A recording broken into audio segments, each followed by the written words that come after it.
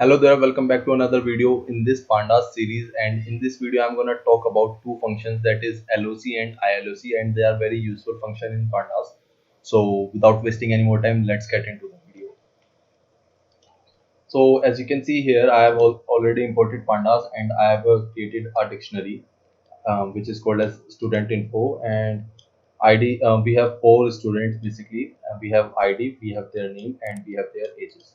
Okay, so what I'm going to do, I am going to create a df, basically data frame, and panda pd dot data frame. And what I'm going to do, I am going to pass here st input.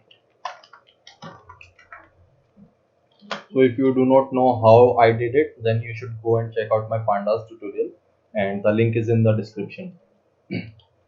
Now df, so we have this data, and although pandas is very good, like you can access the whole row, or you can say you can access the whole column with the id column name, or with the column name, any column name. Okay, so let me just show you. You can do this like, okay, I need IDs, so it is going to show you like this. Okay, or you can say I need names, so it should be name. Yeah, so it will show you like this. Okay, but what if you want to, but what if like you want to get the first row? You cannot just pass any number here, like, okay, I want the first index, so I will just pass 1. It is going to create an key error. You cannot do that. So there are two ways that you can access these things. The first is LOC function, and the second is ILOC function. So LOC function is label based, and the second, this is numerical based. It is numerical based, and the LOC function is label based. So first I'm going to talk about label based, or LOC. Okay, so what I can do is I can just pass here, like, okay, let me just give, I need 0, and it is showing me an error. Okay, 0. Oh yeah, so let me just do this LOC, and in this I will give, I need every row, but I will just need ID. Okay, so it is showing us an error, and I think LOC should be like this.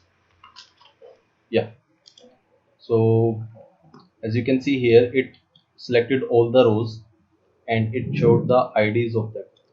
Now you can do, you can also select multiple IDs like this. Let's take name, and you can have them, and if you want, you can also have 0. Now you might think that it is numerical, but you set label based, but we are selecting it on the basis of the label, that it should be 0th label. Or if we type here, let's say 1, then it is going to be, it will select the first index.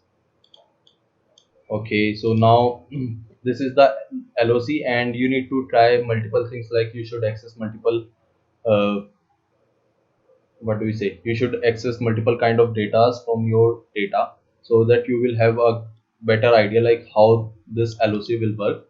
But there is nothing much about it. Here you need to pass, if you will just pass like this, it is going to select all the rows, and also here if you pass like this, it is going to select all the columns. It is just like a normal slicing operation in the numpy. But if you want to select multiple here, then you need to pass them as in a, you need to pass them in a, let's say 0 and 1, then it is going to, yeah, so you need to pass them in a list. Okay, so this was LOC. Now let me move towards df.iloc. And df.iloc is just that you do not need to pass these indexes or these names. Let's suppose you are here getting like, let's say ID, let's say name, and you have to write so much for this. So this is not good. And if we do this now, let's say we will do this 0 2, then it is going to generate an error, so we cannot do this.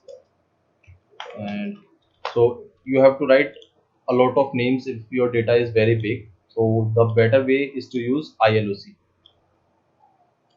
So what you can do here is you can just pass let's say you need to pass you need to get 1 to 4.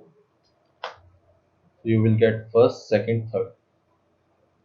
And okay, now what you need to do is you also need to get ID and Rahul. So this is the 0th index. As we are dealing with the numerical factor here, so we will just give the numerical number. So this is the 0th index, this is the first index, and this is the second index. Now if we want ID and name, what we are going to do is we are going to just use 0/2 because 2 is inclusive, as we talked about it before in our Python and the NumPy tutorial series. So as you can see here, you can just give the numbers here and you can access all of these values, or you can also do this. Let's 0, 1. Now it will also show the same thing.